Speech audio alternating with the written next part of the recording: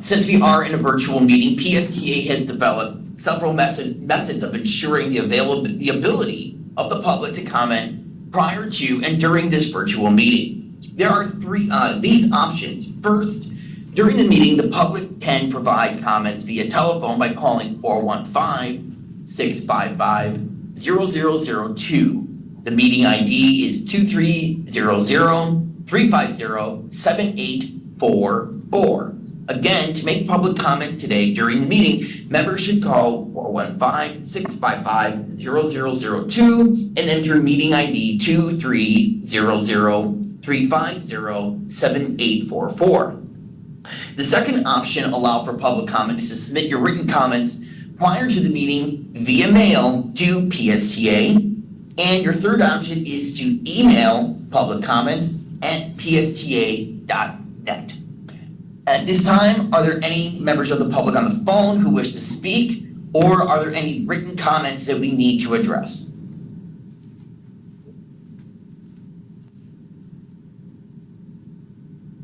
Okay, take that as a no. Now we'll just do a quick roll call, make sure everybody is here. For the record, I would like to confirm that you all can speak, see each other, and so we'll do a roll call real quick. Roman? Okay.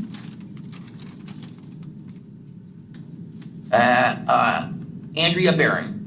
I am here. Okay. Jay James? Present. Elizabeth Olden? Here. Kim Ranking? Here. Gloria Lepek Corrigan? Here. Ed Klump?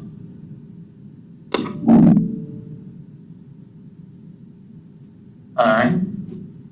Terry Dunphy? Shane Schrader?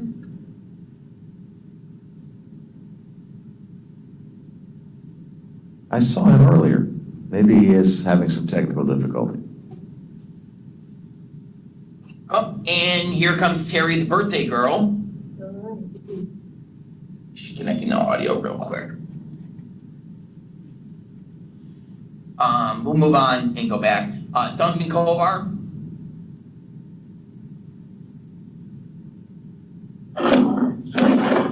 Hey, Duncan.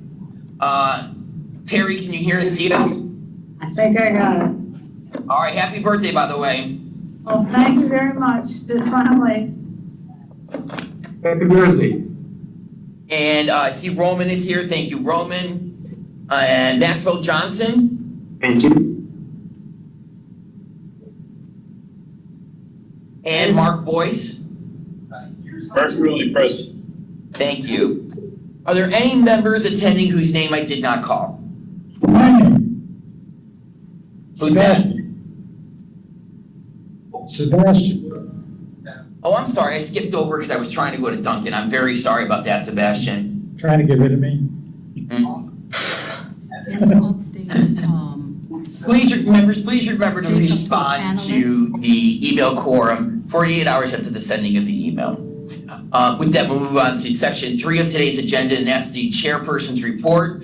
Good afternoon again, TRAC members and panelists. In the interest of time, I'll briefly mention topics that were covered at the June PSTA board meeting.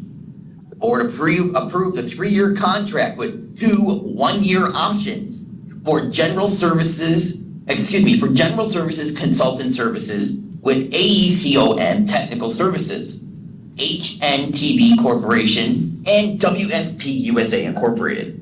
They also approved a 2-year contract for the South St. Petersburg Community Redevelopment Area Mobility Study with HDR Engineering.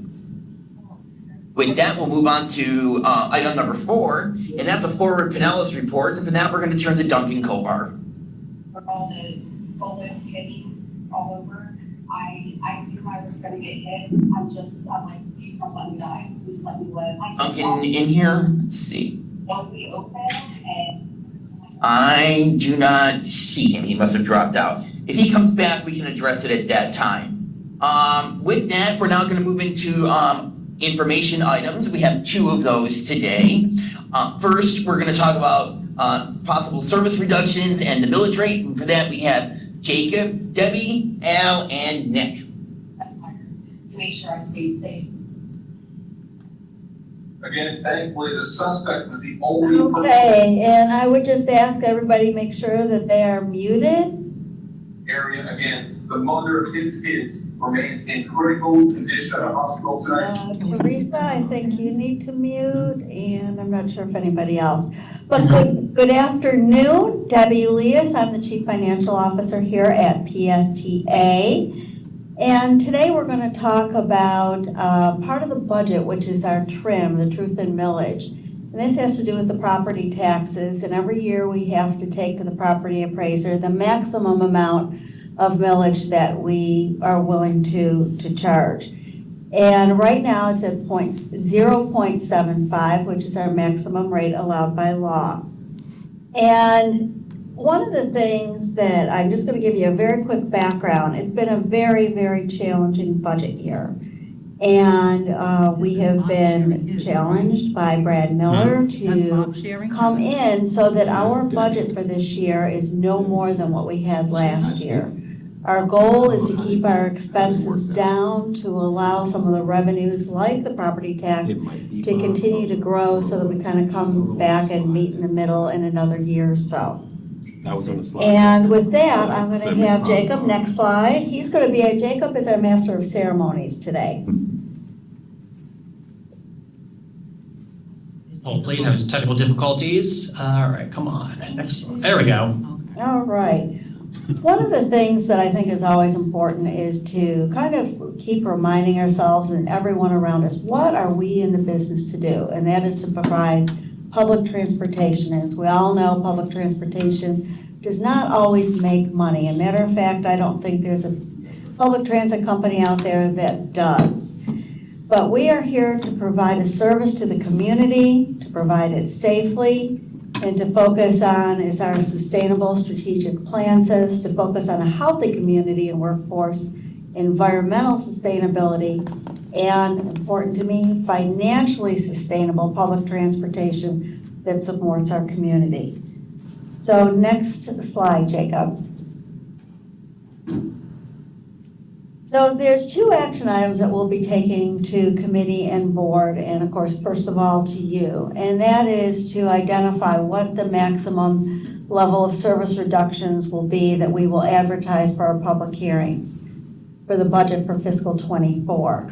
There are two public hearings. They're held at 6 p.m. at night here at PSTA, both on September 13th, and then the final hearing on September 22nd, or 27th. Secondly, we want to have a recommendation of approval of a maximum proposed millage levy rate of 0.75 to be transmitted to the property appraiser. Next slide. So what is really important, just like for you all at home, is to have a balanced budget. We don't want to have expenditures exceed our revenues. We have to have enough revenues to meet what our obligations are. If we approve anything less than a balanced budget, it really is not fiscally responsible. And the reason is you want to have it, you just want to have it balanced. If you're spending more than what you make, it's not a good financial situation. We have a little bit of reserves, not a lot, and that are I'll call undesignated. And if we use that to help balance the budget, I always term it as, it's kind of like putting sand, we're in a beach area, putting sand in your hand and it just flows right through. You don't want to use your reserves as a Band-Aid or as one-time funds. That is not appropriate. So next slide, Jacob. What we've done as a team here at PSTA is, like I said, we were challenged. Our budget for fiscal '23 was $113 million. When we started out the whole budget process, we were actually at about $120 million based on inflation, based on various assumptions that we presented to the board and everybody's asks for next year. We have worked really, really hard and we have reduced that budget. We reduced everything except for, we were challenged except for the personnel costs. So we were able to cut back there. However, in order to balance the budget, we are going to be talking about service reductions to maintain that. What I am proud to say is, with the service reductions we have in place, no one is being laid off in what we've proposed. What will happen is, as people retire or leave just through naturally what we call attrition, we just won't fill the positions. What I'm going to do is turn this over to Jacob Labutka to talk about those service reductions that we've proposed. Great, thank you, Debbie, and good afternoon, everybody. Again, I'm Jacob Labutka, Planning Manager here at PSDA. So before I get into the slide, I really want to say, myself and the planning team, we really, worked hard to come up with a list of service reduction options that, to the extent possible, minimizes the impact to the rider, or to the least number of riders as possible. Because we know that no matter what we're going to do, we'll have some sort of an impact, but it was really important for us to make sure that we did it, brought recommendations in a thoughtful way. So you'll recall there have been discussions previously where we talked about things like truncating the CAT, reducing service on routes like on the 59, the 52LX, and ending service at 10 p.m. So kind of based on previous discussions we both had with this committee and the board, something we've decided to do instead is to develop a list of possible service reductions that are summarized here, to have a list of possible service reductions to take to public hearing. And in order for us to have a balanced budget, we're not going to need to do everything on this list. But being able to take this out, both discussing it at groups like the TRAC committee, of course, at the board level, and at public hearing, this will help us to prioritize which services are most important for us to keep and which will ultimately end up being removed. So I just wanted to say that off the bat. We're not looking to do everything on this list if the board approves to keep the current millage rate. These are just some of the things, to the extent possible, the lowest ridership impact service reduction recommendations. So kind of just going through the summary slide, and then I kind of have it listed route by route. So the first thing that we did was propose the elimination of the 7 lowest ridership routes that do not receive grant funding. So just a little bit about that. So we received grant funding for routes like the express routes, the 100X and the 300X, and the Route 812. So since those receive grant funding, we would not be looking to remove those, since it ultimately wouldn't have much effect on the budget that PSTA puts in to fund routes. So the image shown here, this is a report that goes to the PSTA board every month that lists the ridership by route. So essentially what we did was we took that same report and we just, as kind of noticed in red, I'm not expecting you to be able to read everything on the slide, but we essentially looked at the 7 routes that have the lowest ridership. And that was that's that first bullet. And so some of the other things that are on the table that some of which we've discussed with you all before is reducing but not eliminating service on the 52LX, the Route 59, and truncating service on the Central Avenue Trolley. Something else we'll be looking to do that I believe Bonnie presented on last month is incrementally increasing the fares on our Mobility on Demand program. Also discussed before, ending all routes at 10 p.m. rather than midnight. And something that we recently came up with, that's something we could do depending on public input, in lieu of reducing service, at least partially, we could reduce our trash pickup expenses by 1/3 by instead of maybe having trash cans at bus stops, we could either take out trash cans at bus shelters or replace them with municipal trash pickup.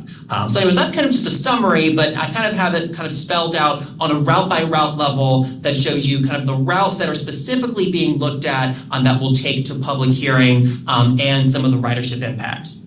So shown here, so these are the 7 routes that would, again, just needed for public response, that we're proposing could be just removed just based on public input. So a little bit of context here is that on average, a PSTA route has about 20,000 rides a month. And so you'll notice here that the ridership on these routes is significantly below that average, ranging from 700 trips a month on routes like the 813, all the way up to about just under 3,000 trips a month, like on the Route 5. So again, there certainly is a ridership impact, but picking the lowest 7 routes in terms of ridership does minimize the impact to the reduce the impact to the least number of riders possible. So just kind of summarizing some of these routes for you.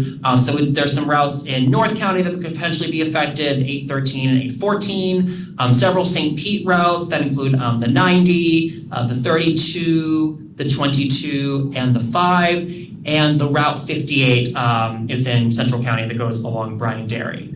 So in addition to these service reductions, something else, the other list of options that we would be taking to public hearing would be reducing some of the trips on the 52 Limited Express, truncating the CAT to where it only would operate between Grand Central and the Pier. So we know that most of the ridership on the CAT is east of Grand Central. There is some ridership that is west of Grand Central. I actually recently did an analysis, and about 70% of current CAT trips are close to Sunrunner stations. In addition, again, something that Bonnie presented on last month was incremental fare increases to Mobility on Demand program, reducing frequency on the Route 59. Right now it operates every 15 minutes, but it could run every 20 minutes. Another option could be ending all routes at 10 p.m. and eliminating a third of our trash collection costs. So the big takeaway here is if we were to hypothetically implement everything on this list, it would save us about $3.3 million from our budget, or affect about 338,000 fewer trips a year, which would be 4% of our ridership. Now, the point I'll emphasize here is if the board does approve the maintaining our current millage rate of 0.75, correct me if I'm wrong, Debbie, we would only need to identify about $1.5 million in savings from this list. Does that sound right? That sounds right. All right, just want to make sure I had the CFO seal of approval on that. So I say that to say that at the current millage rate, we're not going to need to do everything on this list. But I think it's important for us to make sure that we get feedback from groups, of course, like the TRAC, at the board level, and definitely importantly, at those public hearings that we're going to have in September, so we can prioritize what is most important for the community to maintain.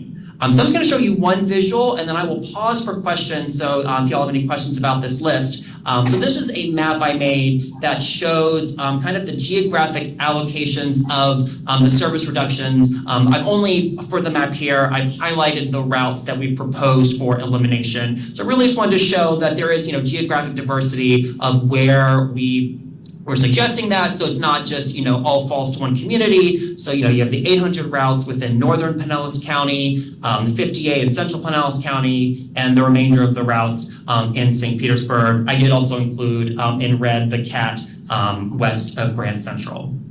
So with that, we do have some more of the presentation, but I did want to take an opportunity to pause here to see if any of you have any questions regarding anything on the list.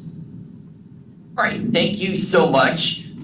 Very interesting presentation up to this point. Let's go over to the committee and see who has questions. We'll start with Duncan, then we'll go to Gloria.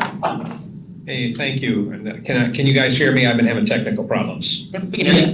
Hey, great. The 8, 13, and 14, the 2 North County shuttles are very interesting to me. I live walking, the 814 literally drives by my condo. I could throw a rock and hit it. So I would hate to give that up, but that's okay. Obviously, only 700 and 900 rides. It makes perfect sense. And Safety Harbor's gone through a huge transition to upper class folks that hate buses. They don't even want them driving by their condos. The big savings, though, would be if you could also eliminate the 812. Am I correct? This is a question. Yeah. The whole set of short shuttles, maintenance, buses, drivers, training, and all of that, the fleet. Yeah.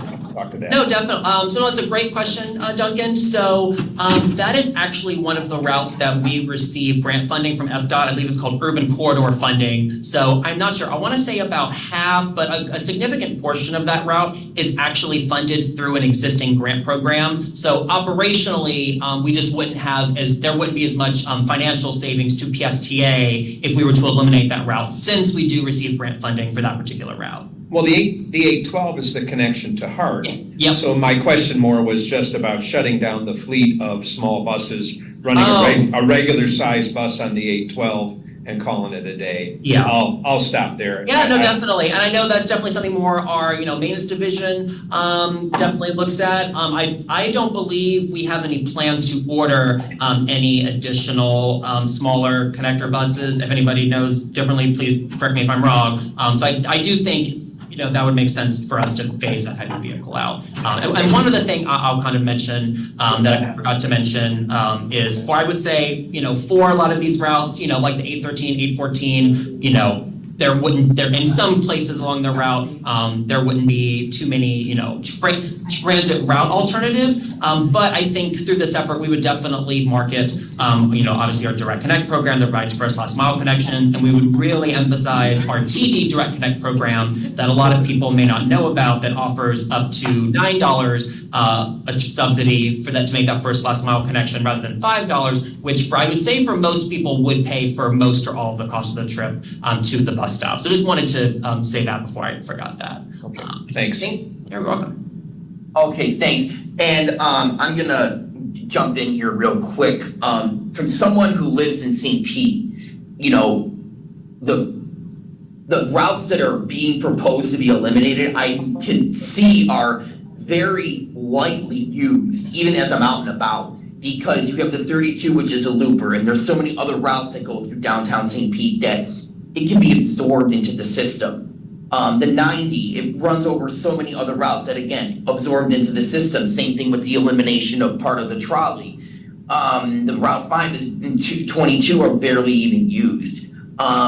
As somebody who works on Route 58, that one is, very interesting. And I do remember the last time we thought about eliminating routes, a very vocal community came out against 58.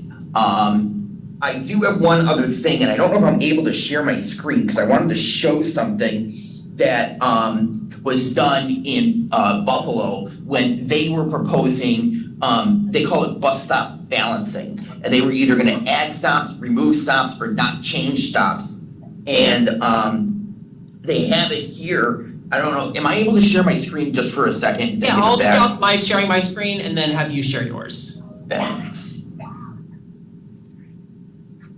So what they did is if the bus stop was being added, which it doesn't apply in this case, they would have this, they added this.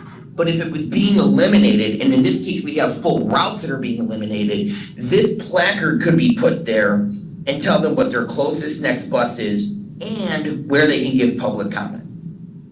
So I'm not sure if this is something that we could do to really outreach to those affected riders. I think that would be something that's great. Thank you for letting me share my screen for just a minute. And with that, we're now going back to Ann. So that's Gloria, Mark, and then Jay. Thank you. Okay, just like Duncan mentioned, the 813 and 814, I noticed that as well. I hate those little buses, and in fact, I don't ride those routes partly because they're really not very convenient for people in a wheelchair. They have to stop the bus, actually put a ramp down, bring the ramp up. The drivers don't know how to connect it very well. And so I know for me personally, I've stopped using those routes for that reason. But my concern is if you eliminate those routes, that affects the people that live near those if they need access. Because your availability of access is based on the hours when there is service in a certain area. And I know, for example, I needed to give a talk at one point in Harbor. It was at like 6:30 in the evening. I was not able to get an access ride because there was not going to be a route that late, even in Safety Harbor. So I think we have to be very careful about completely eliminating access, and I mean not just access, PSTA access, but just accessibility for a lot of people with these route reductions. Yeah, no, I think that, your point is definitely well heard, Gloria. And I think that's, good. I do have, I think one of my later slides, I think I do mention in other scenarios we've looked at that a good consideration that's important for people to know is, when you eliminate a route, you obviously eliminate the corresponding access service. So I think when we do take this to public hearing, I think it's important for us as an agency to communicate that, it is going to be both the route that's eliminated and also that nearby PSTA access service if there's not another nearby route. So definitely something I think for us to keep in mind as we, work on our communication strategy for the public hearing. Doing that, is there any consideration that can be made for us to override the basic rule on access that says you have to be a half mile or whatever from a certain route, and that where those have been eliminated, that they would still be eligible for access even though the main route has been eliminated?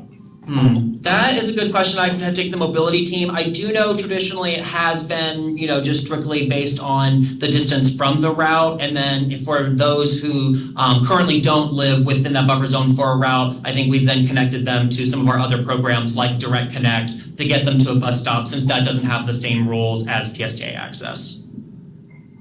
Thank you. All right, thank you, Gloria. Let's go over to Mark Boyce. Thanks very much. Jacob, I just was wondering, I apologize for asking this because it was basically against what you asked, but you said questions based on what you had posed, meaning I didn't know if that was specific to keep the conversation honed in to what you, or I don't know if it's you or whoever wanted it honed to, or is it appropriate to ask questions like, how did we get into this situation where we need to cut service suddenly? Because it seems like we've been spending money like drunken sailors, and I know that's other money and it's grant money, but I was just curious.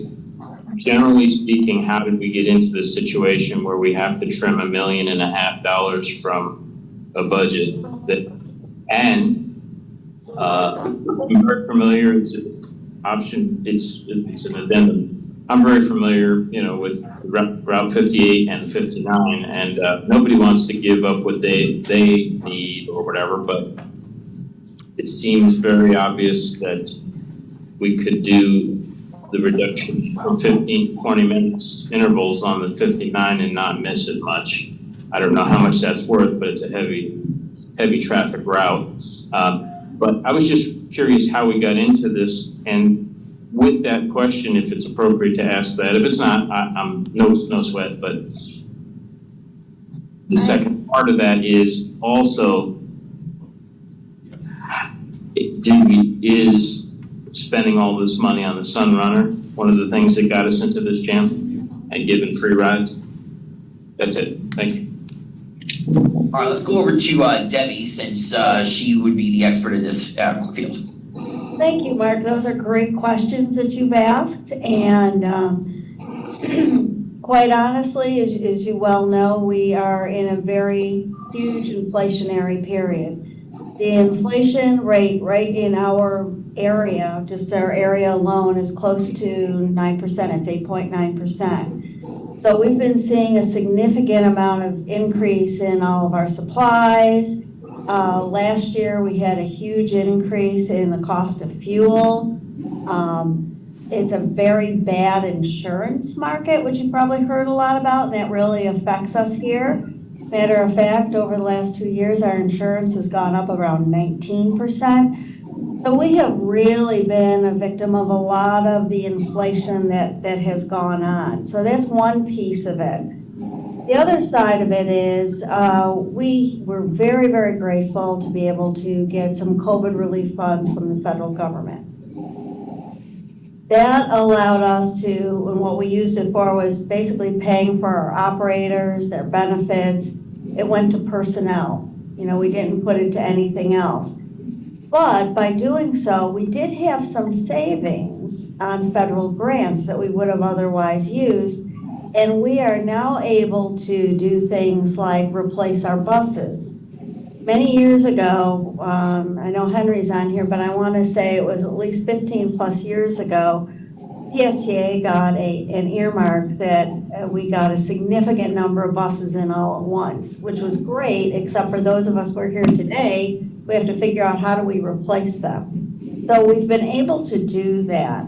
But honestly, it's just like everybody else. We're getting hit with the inflation, so what we've done is tighten our belts as much as humanly possible, and we continue to look not only at the expense side, but the revenue. And on the revenue side, there's very little we can do because our biggest revenue source is property tax.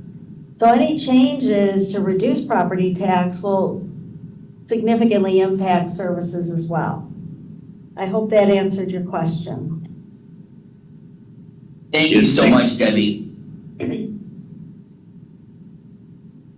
Mark, as long as you're all set, I'm going to move on to Jay. Hi, okay, so question, can someone explain the municipal traffic thing?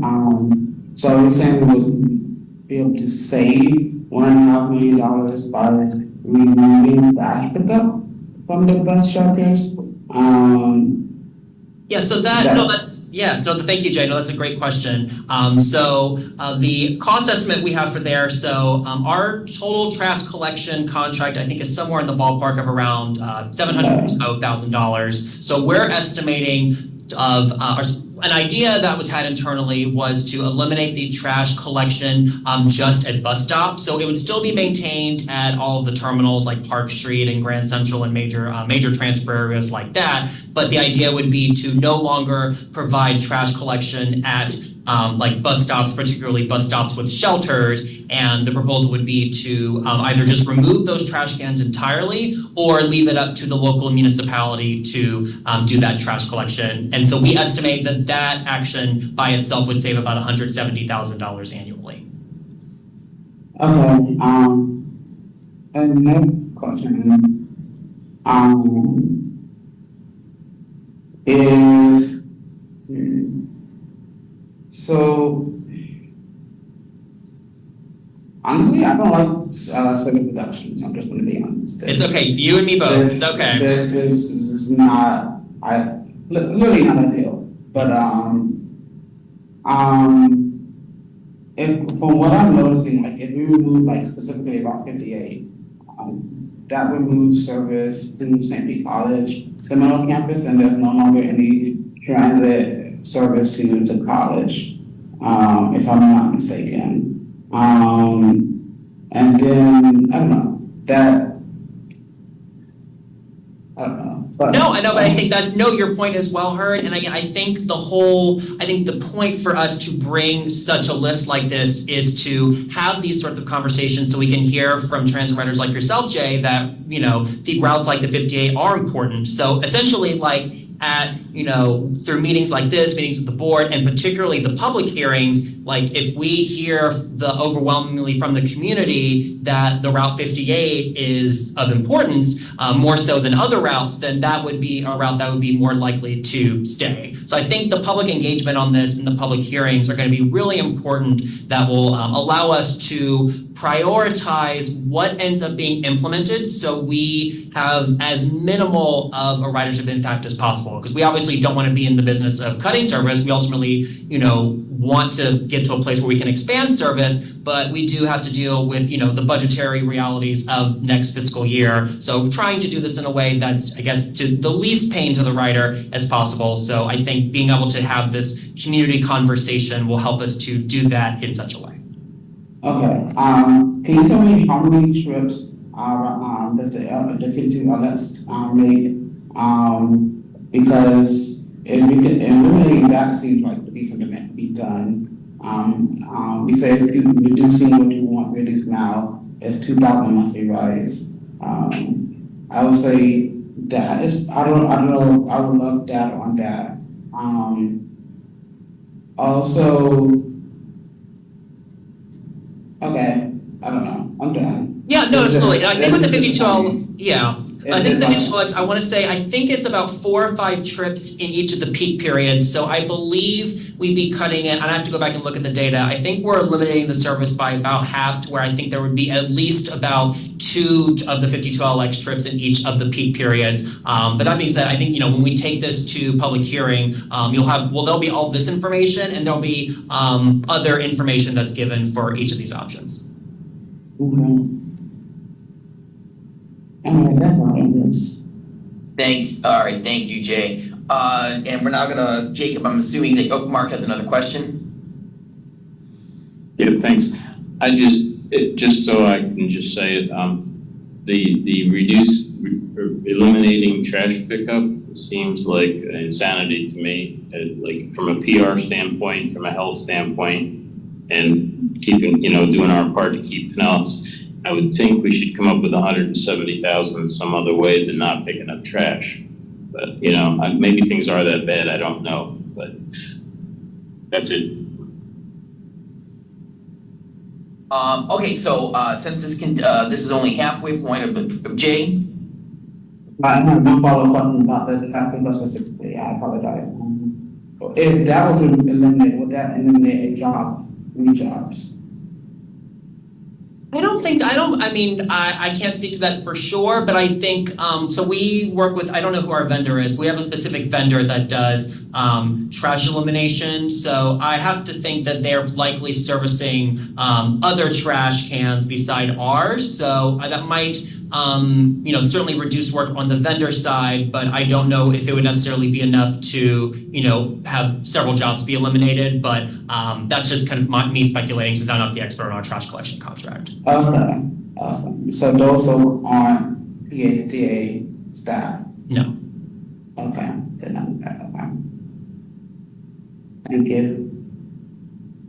Okay, Jacob, would you like to continue on with the remainder of the presentation? Yes, no, certainly. Thank you, Chair. I appreciate that. All right, so kind of getting off where we left off. So just summarizing, the possible things that have gone to public hearing that we've discussed. So something else that we were asked to explore by a few members of our board are different rollback rate scenarios. There were some folks on our board that wanted us to explore going back to a full rollback rate, which would be a millage rate of about 0.67, which would be obviously a pretty significant decrease to our revenues. But we think, since we're, it's already such a long list of things that are being considered by that need to be considered by the community in a public hearing, and based on previous conversations at the board level, we don't think a full rollback is going to be possible or feasible at this time. So I think for now that's certainly is going to be taken off the table. We were also asked to look at what a partial rollback would look like. So if we were to implement everything that was on that previous list I showed you, it would be a rollback rate of about 0.718. But again, we're as staff, we are recommending keeping the millage rate at 0.75, but just wanted to briefly touch on kind of the scenario planning we've been asked to do regarding the rollback rate. So again, here, this is just showing what a significant impact it would be to our service to implement all of this. So it would result in significant cuts to routes, affecting potentially 2 million trips a year, potentially laying off 100 employees, no pay increases for our non-union employees, and significantly reducing the area of our PSTA access service area. So again, this is not anything that we are proposing, but this is a scenario we are presenting to the board to show, if we were to do even further than what we have to do now, what that impact would be. Another way to look about it would be, what would doing such a system reduction, how would it affect the rider? So I kind of made this graphic here to demonstrate that. So shown on the map left here, this is what I like to call a transit access map. So we have this tool where I can place this little person icon you see at a location. So here at Seminole Mall. So on the left, you can see in the pink salmon color about how far this person can travel within an hour on transit. So you can see they can make, north-south connections to Clearwater and St. Pete, but also maintain those east-west connections going into Pinellas Park on the 74 or along the 58.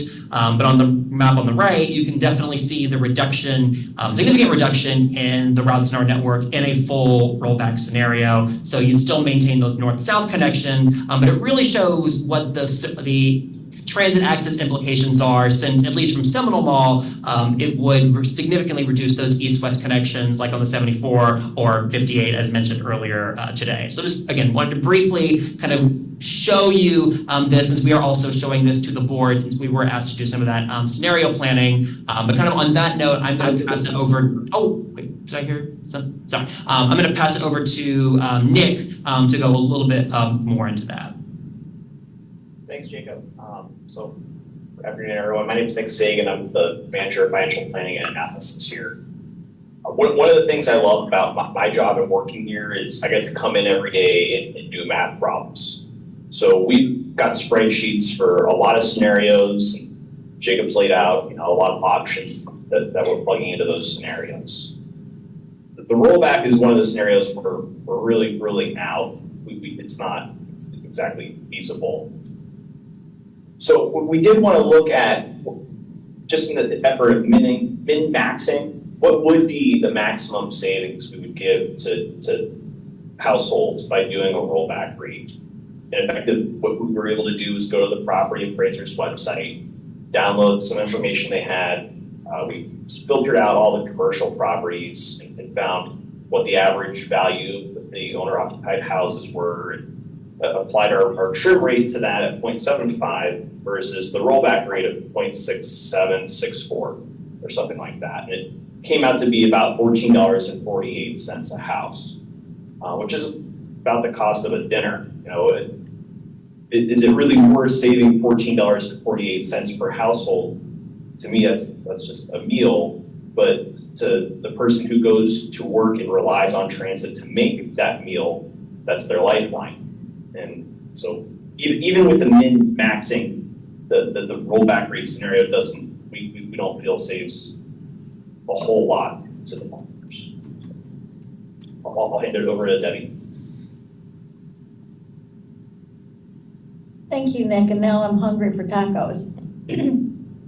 But you can tell from what we've all talked about and the seriousness of it. We started out I talked about we're in the business of providing public transit. So for all of us here who work at PSTA, making any recommendations for service adjustments is very, very difficult. We take it very seriously. So in addition to all that, we continue to get a lot of requests to do a lot of things. What Blanton at Forward Pinellas was just presenting on the next BRT line. We have a list here of at least 7 items for doing things like ferry service. We certainly want to continue our TD late shift. We want to, have better express routes to Tampa, to the airport. And of course, our Pinellas County School Tripper service to assist with this new bell time statute. Next slide. So we get asked, again, for a lot of things. This is just a partial list between the two slides. More trolley services, more microtransit. Our AVA vehicle was wildly popular, and we always get requests for that. Doing the 34th Street limited express routes. Just recently, the board has voted to have a pilot program for free rides for all veterans. With that, we anticipate a loss of about $400,000 annually in revenue. We're trying to find ways to mitigate that, but we want to be able to continue that. So there's quite a bit that we want to be able to do, and I think it was Mark Boyce who brought up, eliminating trash can have its public-facing problems. And we oftentimes get asked to pick up more trash than less. And with the trash cans we currently have at locations, we find all kinds of things that have nothing to do with public transit there. So it's one of those balancing acts of what do we do. But with that, I would say go to the next slide. So again, the action items that we are going to be taking to the planning committee, to the board this month, is to say, what is the recommended service reductions? And again, we want to take more of a full menu to be able to dial it back. And then, of course, important, we're recommending approval of continuing continuing the proposed millage of 0.75 to be transmitted to the property appraiser. We can always come down at public hearing on that proposed rate, but whatever we propose today that goes to the property appraiser at the beginning of August is what we will have to live with. We cannot increase it after that. So with that, I see we have a couple of hands raised for some more questions. I can't raise my hand. Can you hear me? Yes. Yes. Okay. I have, I guess, two questions. The Sunrunner, the elimination of not collecting fares on the Sunrunner seems to come up every month at our meeting. So I want to get a clarification. Is the free fare, is that covered under the grant that we got from the Secretary of Transportation? We are getting money for running the route from FDOT, Florida Department of Transportation. That's for running the operations of it. We have, at this point in time, the board has voted to institute fares on the Sunrunner. I believe it's beginning at the end of October, beginning of November. So that is included in the budget as well. Okay, was that money covered in the grant? No, It was not. no. So basically, we got no help on this. We're just doing this on our own. Well, we are getting help, as I mentioned, from FDOT on operating the route itself, so that we've got money that is going towards paying the operators, the fuel. If I can speak to that a little bit, and I think that's an excellent question you raised, Sebastian. So I think the two things that I think we have done that have mitigated the mitigated the introduction of free fares on the Sunrunner is when we initially did the service change that introduced the Sunrunner, we looked at some of the parallel routes to try to remove some of the duplicative service. So we reduced frequency on the Central Avenue trolley at the time from every 20 minutes to every 30 minutes. That went into the operations for the Sunrunner, as well as adjusting some of the routes that went into downtown, such as the Route 18 that used to go into downtown that now goes into Grand Central. So operationally, we were to take those dollars and put them into Sunrunner operations. And the grant that Debbie spoke to is that we are receiving about 50% of the cost of to operate the Sunrunner over a 3-year period from the Florida Department of Transportation. So we think that, that some of that extra revenue that we're getting from FDOT helps mitigate this first year where we're, as an agency, eating the cost of free fares. Okay, my second question. If you go a drastic way of elimination of evening hours after 10 o'clock at night, how many people do we have enrolled in PD late shift? You know? That would be, I wish Bonnie was here. I know at least we do have several thousand people who are enrolled in TD, but I'm not sure what the latest numbers are for late shift specifically. Okay, several thousand. Okay. That means there's a lot of people that ride this bus after 10 o'clock at night. That works, particularly on the beach. Do you think we're really going to have to eliminate service after 10 o'clock at night?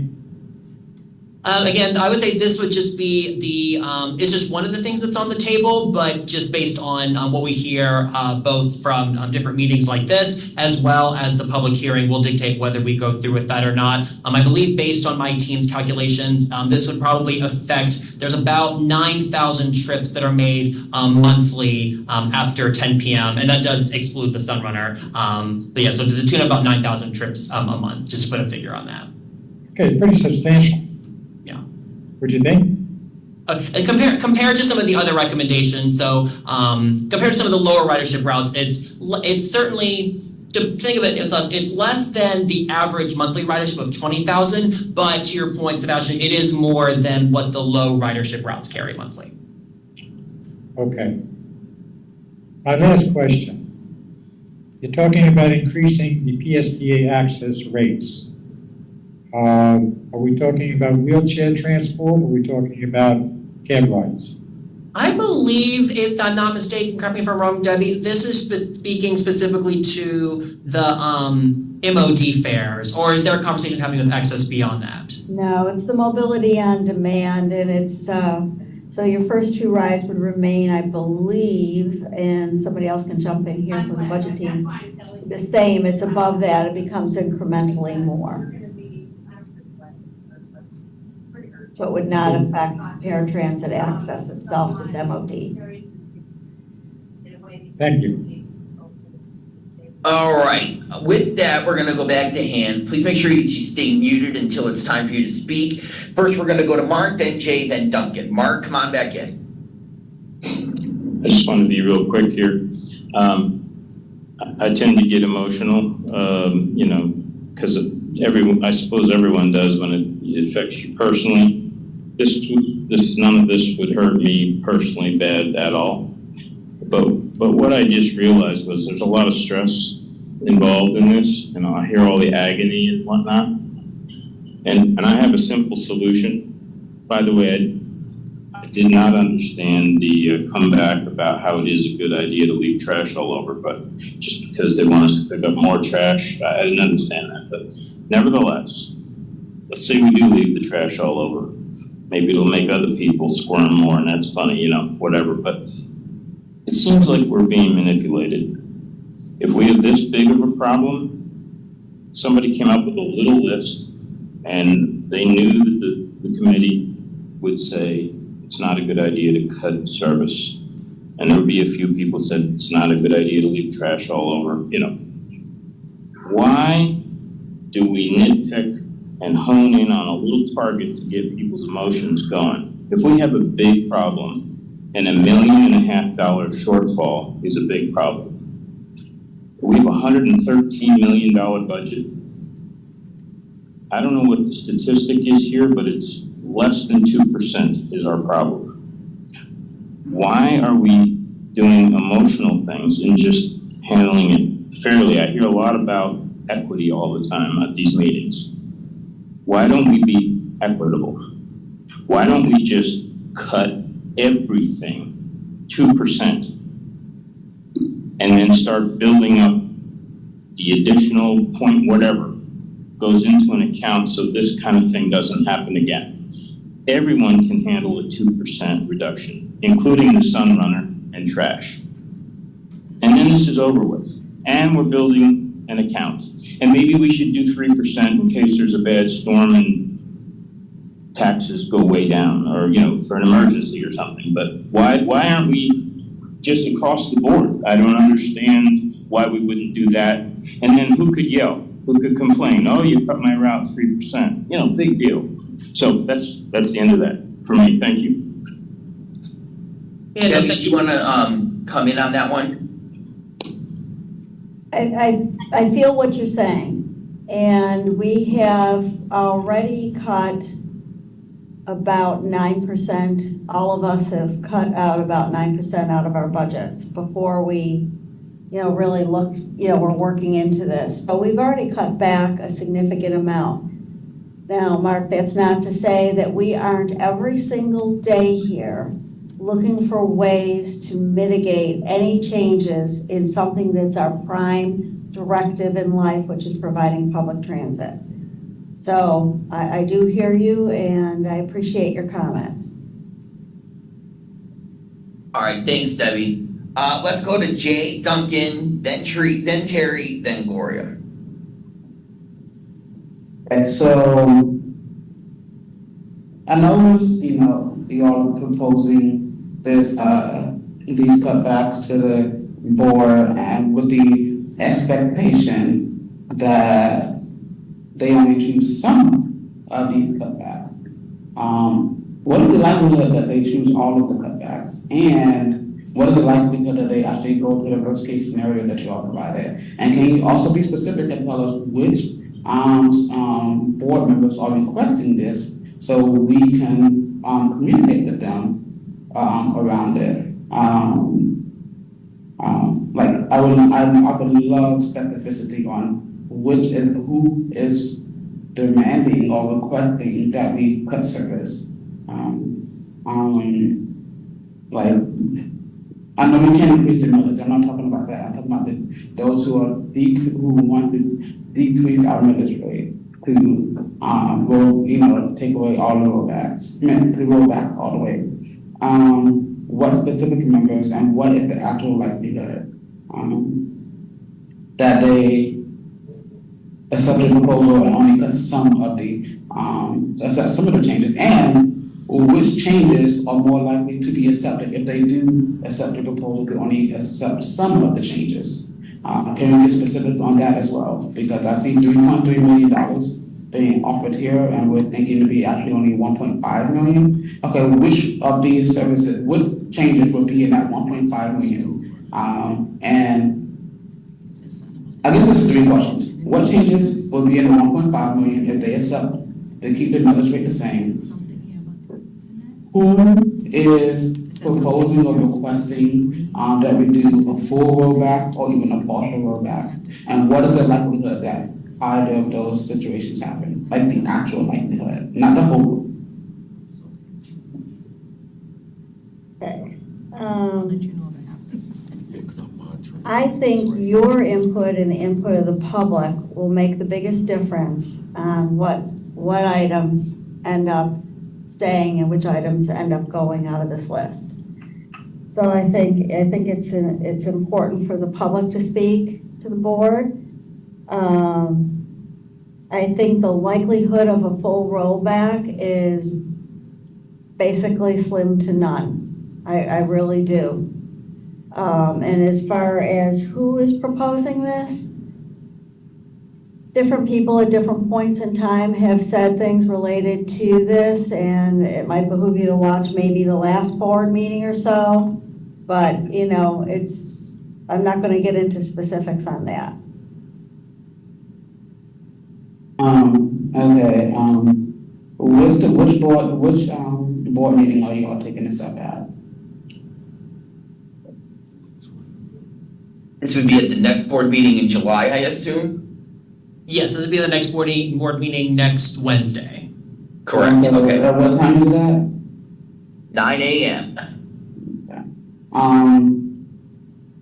Okay, and then, can we get specific numbers for each of the proposed, changes? So instead of I would like to know specific dollar cost savings for each line item. Can we send that out through email, something like that? Yes, something like that. Yeah, maybe this is something that can happen in an offline conversation, just because, that's something that's gonna have to be compiled, plus we do wanna make sure that everybody can ask their questions. Right. And all of us are allowed to go to those meetings and advocate. I mean, the fact that we're on TRAC doesn't make us any less of a citizen. Maybe it's time some of us go down and join on. I think those even have Zoom. If you can't get down to the building, we can dial in through Zoom as well. Yes, that is correct. Okay. Okay. Duncan, you have your hand up? Yeah. If I can say, I'd like to make a distinction between shedding costs and eliminating. The thing with the trash, what I'm hearing is that we're trying to shed some. Like, we're going to pick up trash instead of Monday, Wednesday, Friday, only Monday and Friday, and have St. Pete pick it up on Wednesday, or we're going to pick it up on these 2 bus stops, but have Seminole pick it up at that bus stop. So we're trying to keep the same level of service, but shed some of the costs locally, trying to work with the city. That's what I'm hearing. And versus like eliminating a route like 814 and 813, or what was it I missed at the 59. When you eliminate a route, people know, don't go on the 59 in the morning because it's not going to be there to bring you home at night. So eliminating is very comprehensible. Shedding, when we start talking about shedding routes, this is just my 2 cents, and I'll stop, is very problematic in the transit system. If we say the CAT isn't going to run west of Grand Central, the Sunrunner only runs once a mile. So if you're trying to get to your doctor and he's halfway between 58th and 49th, you're going to be walking half a mile in the hot sun or in the rain. If you're trying to get to something between, well, anyway, you get my point. The CAT and the Sunrunner were supposed to work hand in glove by saying, oh, they're on the same distance. It isn't the same. And so by shedding that service, it can't be both. The same if we stop something 2 hours earlier. Right now, often I say, well, I want to go to the Rays game. Oh, but it's ending at 10, or I want to go to my CAC meeting and take the shuttle home because it runs till 12. Oh, it runs till 10. Well, if it stops at 10, I can't go. There's no reason for me to go out at 4 if I can't get home at 11. And so you have to be careful when looking at that you're not eliminating 2 hours. You're not eliminating 7,000 runs. You're eliminating 14,000 or possibly 21,000. And suddenly this other route is running pretty light. Well, maybe we should eliminate that. And this is this old joke that says, my restaurant's not doing very well. I'll stop serving dinner. Oh my God, suddenly I don't have anyone coming for lunch. Well, now no one's coming for breakfast. I'll just shut my restaurant down. The answer is you have to bite the bullet. I don't have any trouble with us eliminating route this and route that because people know there's just no route there. And by the way, if we can figure out how to get the route back, great. But when we start skimping on a route and skimping, it becomes no good. That's what the beauty of those Uber partnerships are. I could be at a Rays game maybe and catch an Uber to something. But anyway, we've got to crack that nut for folks that need a bus at 11:30 at night that aren't coming home from work. And that's all I'll say about it. I'm just warning the danger of that thinking. Thanks, guys. By the way, I do not envy your job trying to cut money from a huge budget like this. It's a horrible task. You all done a great job. Thank you. Let's go on to Terry and then Gloria.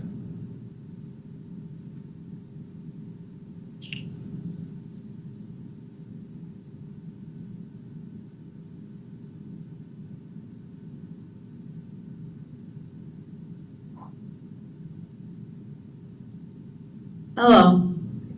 I Hello. just want to say, all I know about this is the CAT has been like the central main vein up and down from the beach to Treasure Island, all the way down to St. Pete Beach, to anybody that needs to even get to Indian Rocks if you work downtown. And I've ridden it for many years, and most of the people that ride on it, I mean, there's lots of tourists, there's lots of people that depend on it for their jobs. And when it goes 10 blocks before you can get on it, the Sunrunner is wonderful. I think the Sunrunner is great. But our main thing is to get people back and forth downtown, the locals that live here. Same with the 59. From up in the north end of the beach to get anywhere, 59 is the only thing you can take since they took off, I forgot the name of the one that used to go down Park Boulevard from the beach to whatever. That's all I have to say. I don't think they're looking down from the people, the riders. Thank you. That's James. All right, thanks, Terry. Let's go to Gloria. Thank you. I've been listening to all these conversations and it is something that probably goes well beyond anything that TRAC can do, but we have to keep always talking.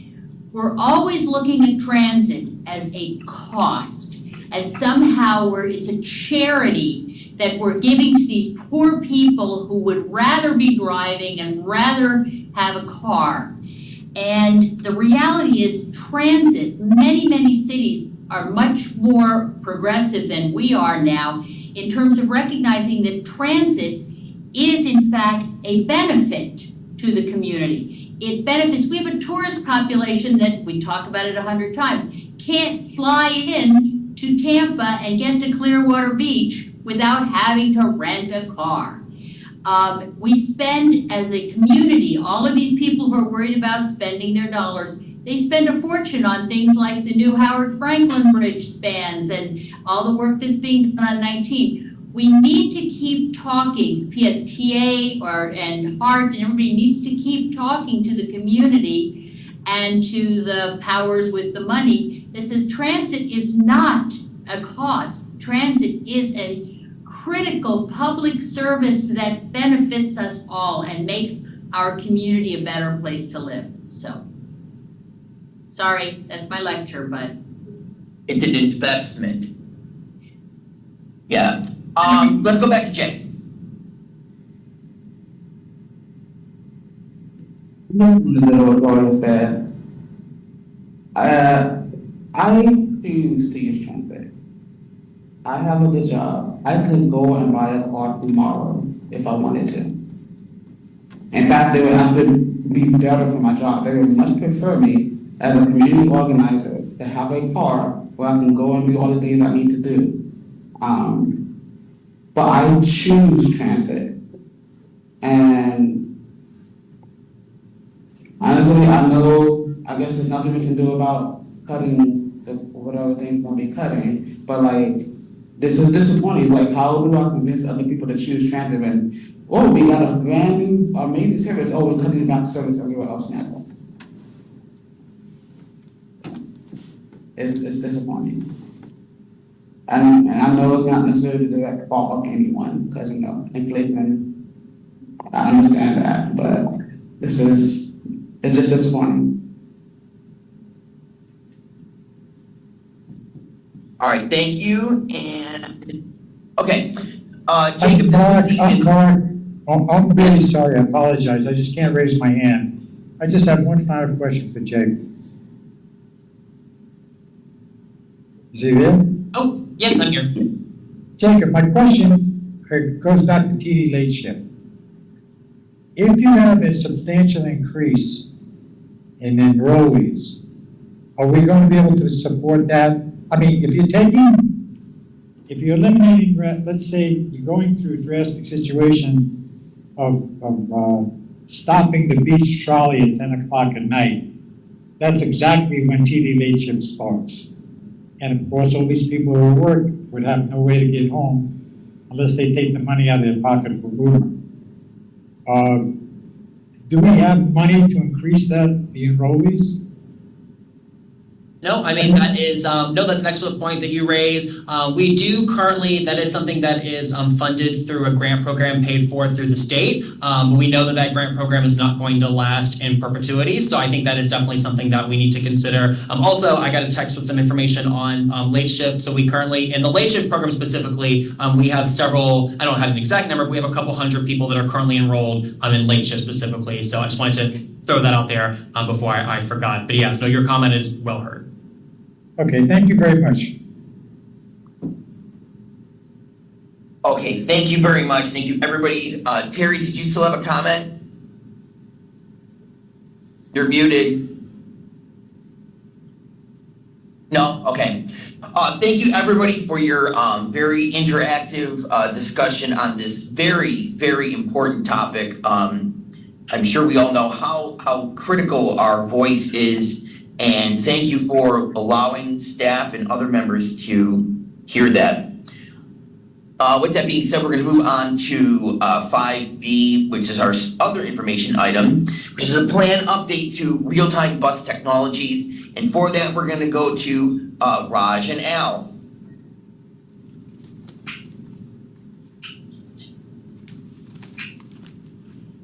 Good morning, Mr. Chair. Al Burns, your highly motivated procurement director. I'm very, very pleased to be able to be here this afternoon. I don't get an opportunity often to present to the TRAC committee, so I'm very, very fortunate to be here and for you all to indulge me. I come to the TRAC committee maybe once or twice a year, and normally I come when there are big ticket items that we're about to advance to finance committee and then ultimately to the board. Friday, myself and my colleagues, Mr. Henry Lukasik, Raj Singh, we are going to be presenting several action items that are critical to the infrastructure of the agency. These action items have been in the planning stages and have been talked about at various finance committees and planning committees and board levels that have been in our capital budget over a number of years. But today what we want to focus on is we want to focus on one particular action item that is going to be going before the finance committee along with all those other ones. And that action item is for clever devices or the planned update to real-time bus technology. I'm not an expert in this, so I brought my colleagues along with me, and to start the presentation, I'll turn it over to Raj. Raj? Good afternoon, board and chairman. My name is Raj Singh. I'm the assistant manager here at Central Transit Authority, and we will be taking, like Al said, a multitude of needs, not stuff that we want, but needs for the function and the staying afloat as far as what day-to-day operation goes, right? So it's very detrimental that we have these updates. And the clever device. Next slide. Next slide, please.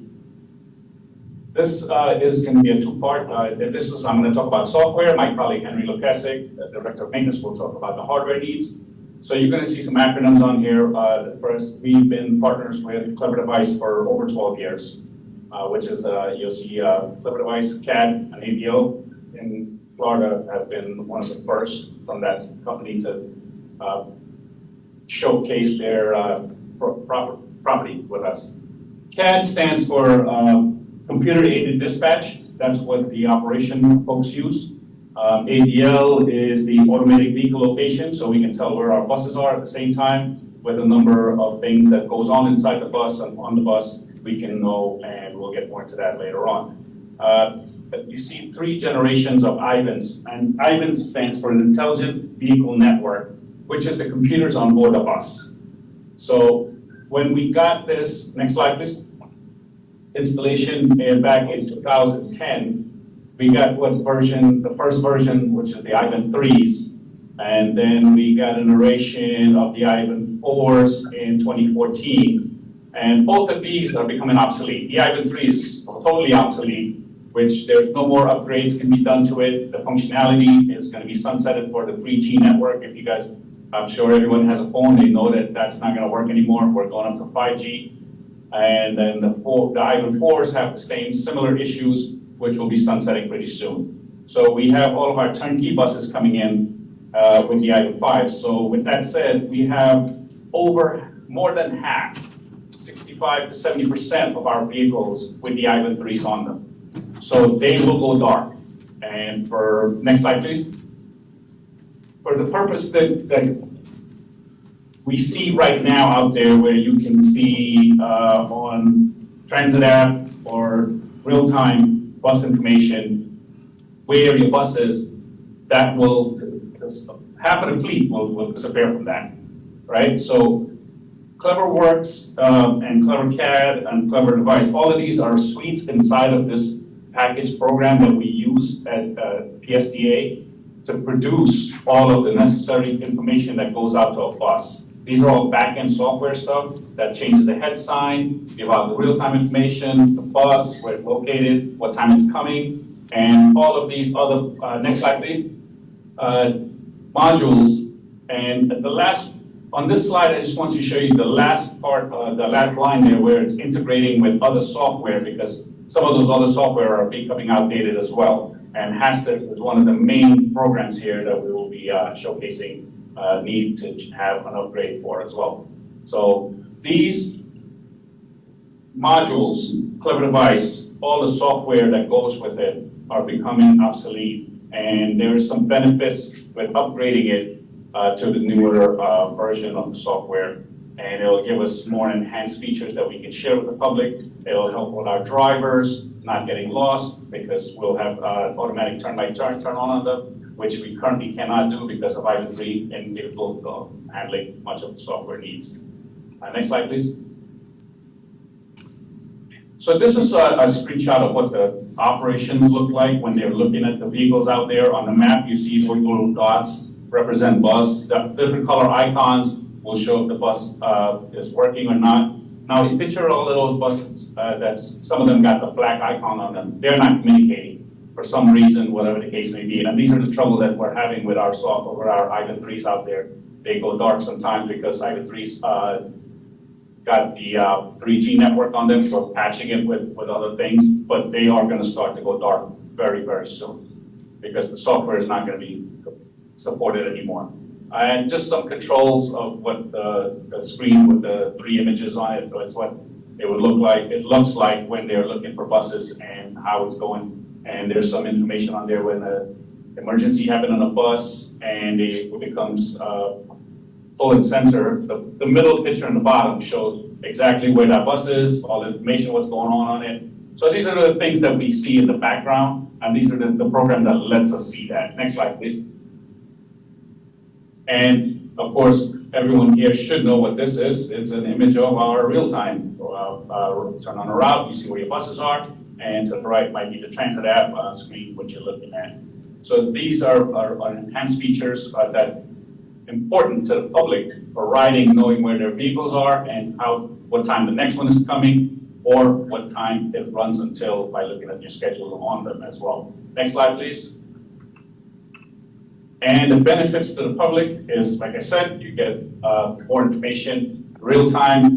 By upgrading to the 5s, let dispatch know the loads on the bus, that if we need to plug a route because there's too many, customers getting on bus and it's going to run behind. We're going to have text, increased safety and increased fleet tracking and customer service capability for these new features and benefits that have this. So this is not a want, this is a need and necessary upgrade for the agency to continue to perform and produce service to the public. Next slide, please. With that, I'm going to turn it over to my colleague Henry, who will speak on the hardware portion of this need. All right, thank you, Raj. Good afternoon, committee. Raj mentioned Henry Lukasik, Director of Maintenance. For those that have been on the committee for a while, it's been a while since I have been able to come and talk to you. And for those that are new, pleasure to meet you. So what we're looking at here, for all intents and purposes, we're talking about a system architecture, what all goes into this. And Raj was specifically speaking to everything towards the right of the diagram, with the map and the behind the scenes computer servers and the data communications that our operations folks utilize in order to provide what you see, which is the real-time bus information. What I'm going to talk to specifically is what is all entailed that goes on the bus, which actually feeds all that to the back office, as I call it here at home base.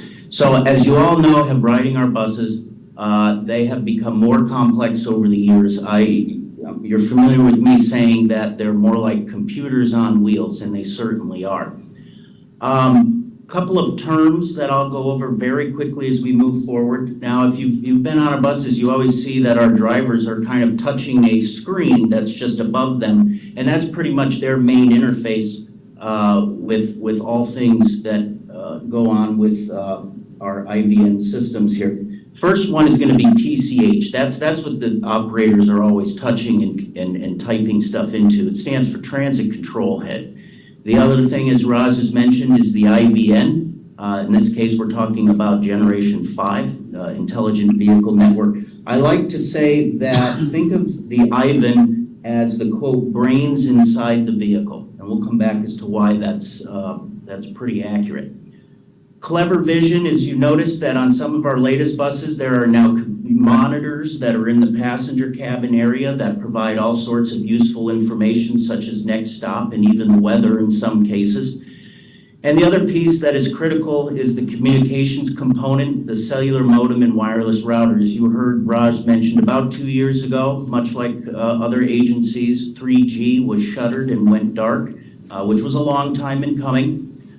We needed to move quickly to keep our onboard communications ongoing, so we retrofitted some existing modems that were capable of 4G and are now actually providing the workload for all of those onboard systems.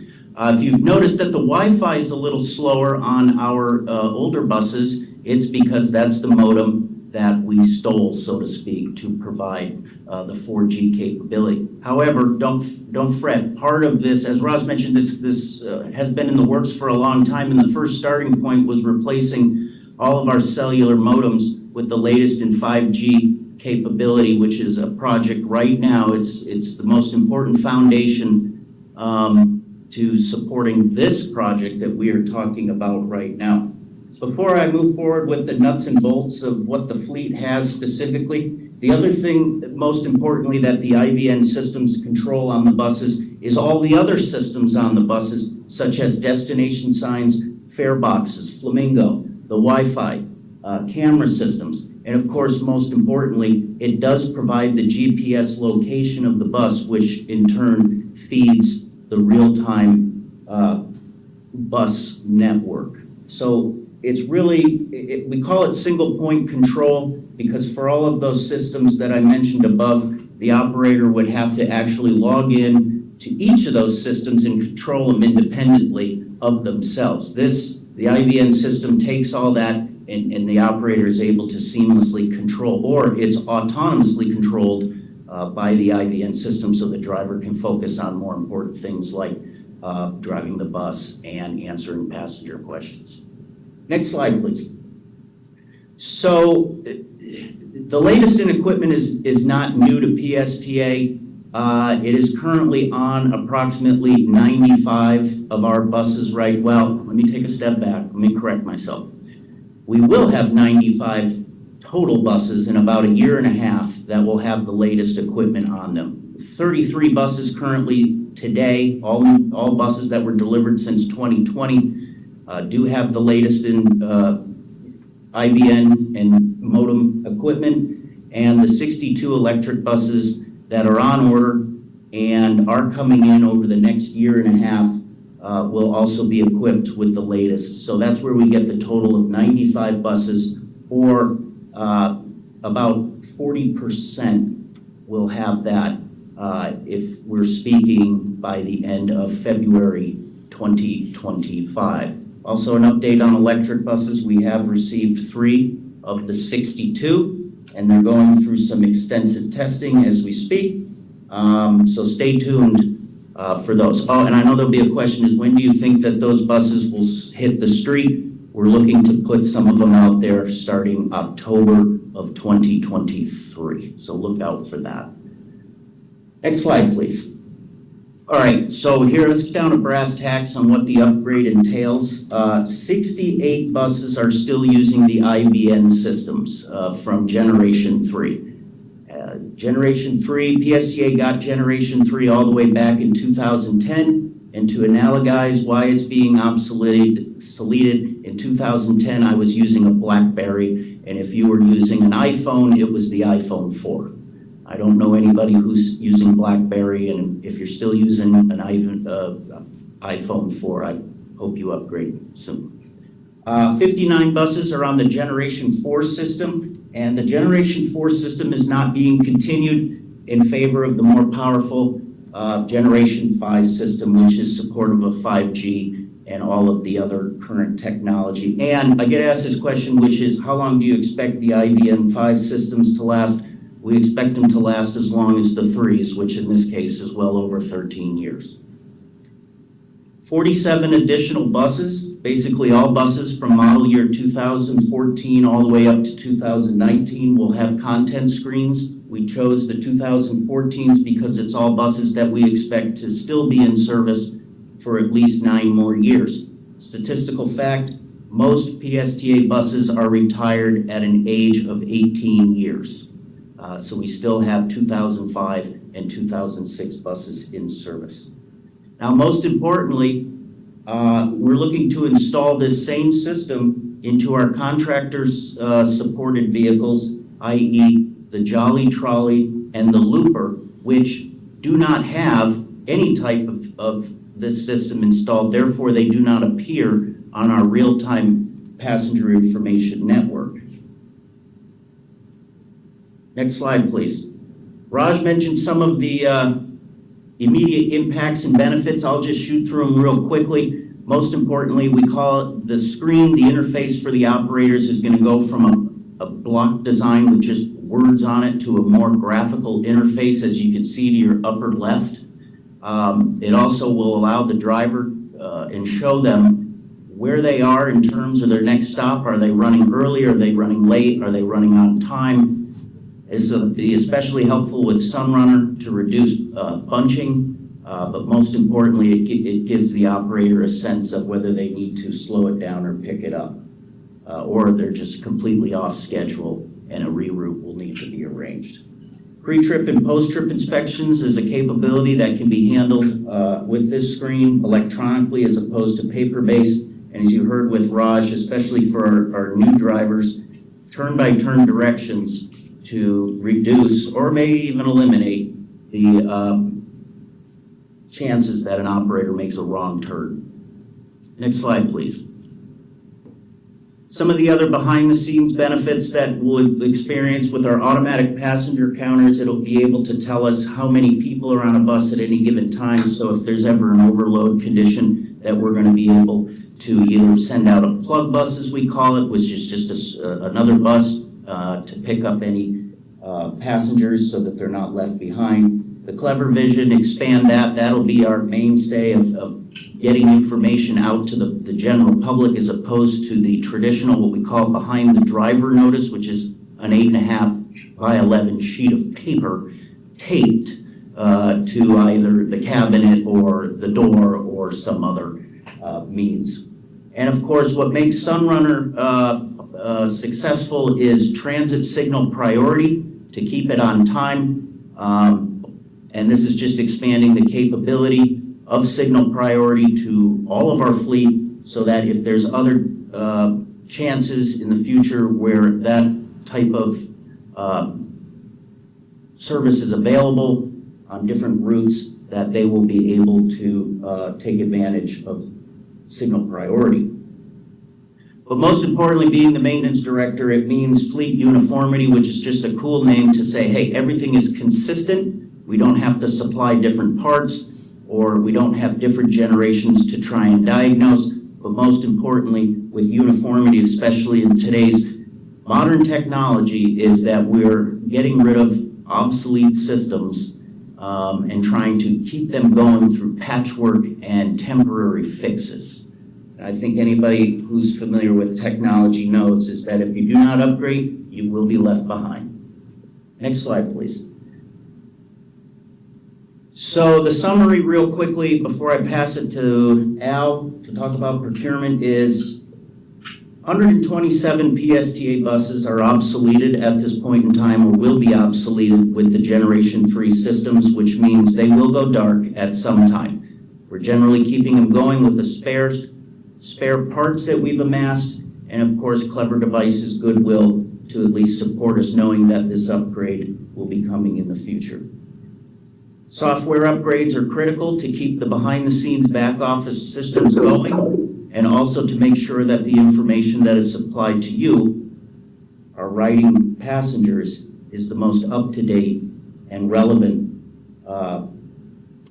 And as I mentioned before, upon completion of this project, all PSTA, Jolly Trolley, and Looper vehicles will have this system installed, which means they will all now appear on the real-time passenger network, which is a first. And that'll be either through our website or the transit app. You will no longer have to go to separate apps or separate locations to find out where your bus is. And of course, with all of this, it really boils down to that the quality of service will improve to you, the PSTA passengers, and the general riding public. And with that, I'm going to turn it over to Al Burns. Thanks, Henry, and thanks, TRAC Committee. Going over procurement, and one of the things, this upgrade in the hardware and software combined costs a total of $4.5 million. $4.5 million. And I just wanted to let you know, as the guy that spends and buys everything here at the agency, in the write-up or in your packets, you'll see that we did a sole source. Now, anybody that's worked with me, I know I've had the opportunity to work with Mark, Gloria, Kimberly, and Duncan has sat in on many meetings. If you know anything about Al Burns, I hate sole sources. I'm all about competition because competition makes people sharpen their pencils. But in this case, the $4.5 million is a fraction of the cost if we were to go out and buy a brand new system.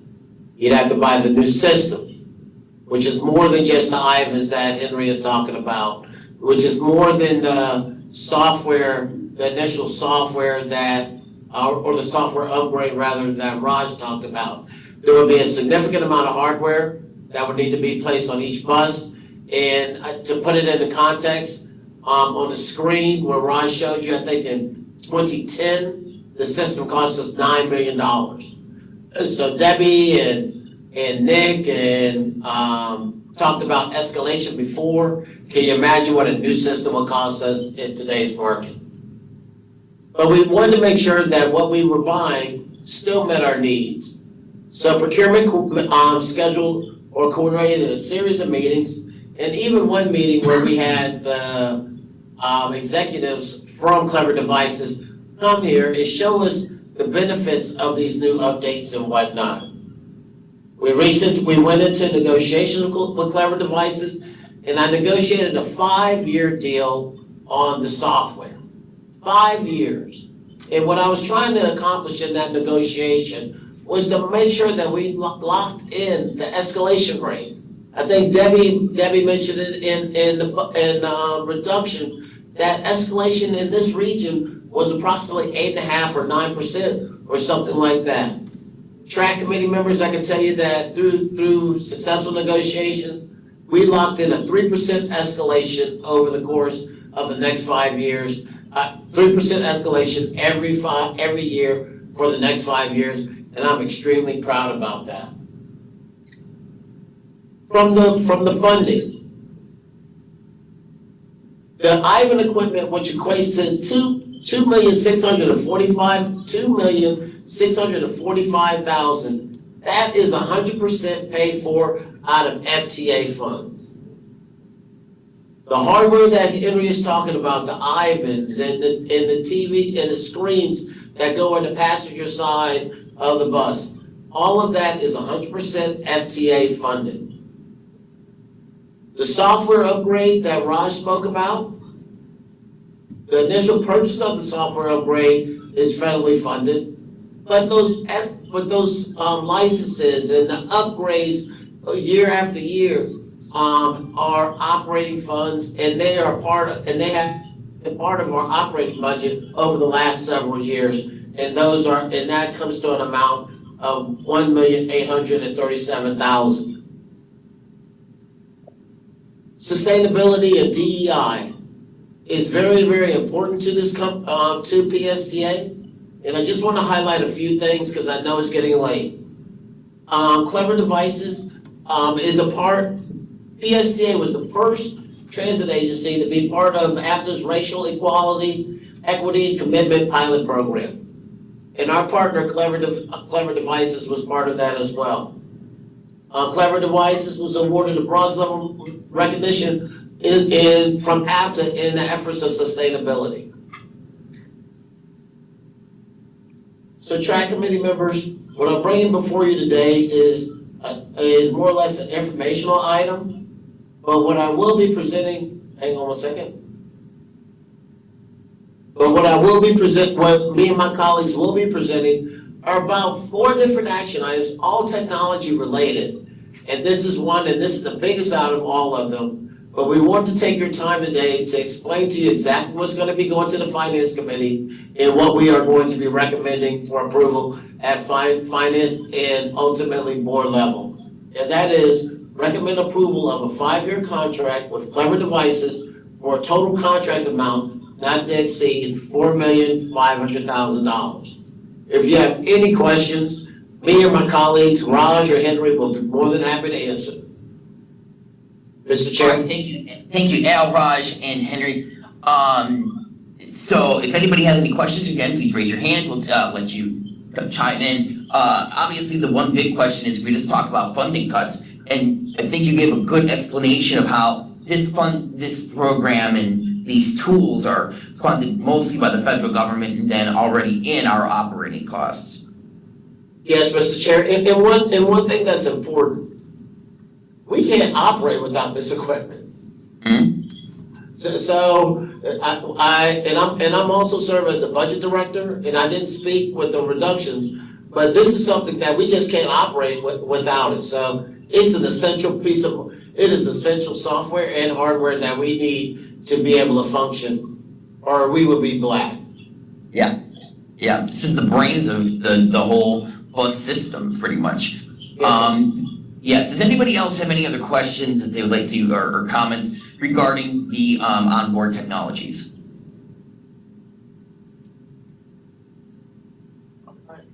All right, thank you all. Thank you, Jack. With that, we're moving on to our next item on the agenda, and that is member comments and other business. So if any members of the committee have any comments, now is your chance to let staff know about these issues, ideas, questions, anything of that nature that you would like to share.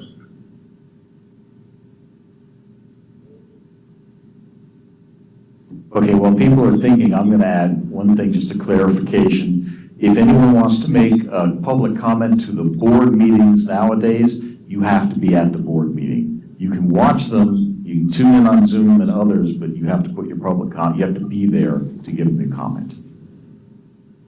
Thank you for that information. Okay. Thank you all for participating today. The board meeting again is on Wednesday. I believe that's August 26th at 9 a.m. Eastern. Our next meeting is August 15th at 4 p.m. Eastern. The location of the meeting, be it Zoom or online, will be determined at another time.